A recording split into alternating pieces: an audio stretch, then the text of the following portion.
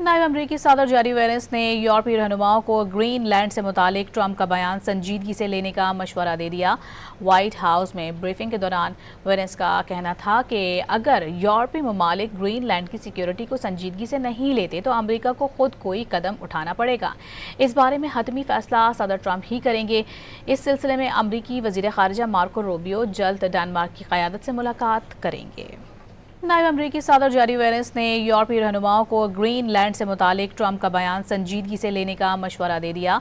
White house में briefing के दौरान वेंस का कहना था कि अगर यूरोपीय ममालिक ग्रीन लैंड की सिक्योरिटी को संजीदगी से नहीं लेते तो अमरीका को खुद कोई कदम उठाना पड़ेगा। इस बारे में हतमी फैसला सदर ट्रंप ही करेंगे। इस सिलसिले में अमरीकी वजीर खारजा मार्को रूबियो जल्द डेनमार्क की क़यादत से मुलाकात करेंगे।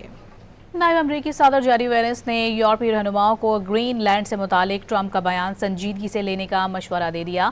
व्हाइट हाउस में ब्रीफिंग के दौरान वेंस का कहना था कि अगर यूरोपीय ममालिक ग्रीन लैंड की सिक्योरिटी को संजीदगी से नहीं लेते तो अमरीका को खुद कोई कदम उठाना पड़ेगा।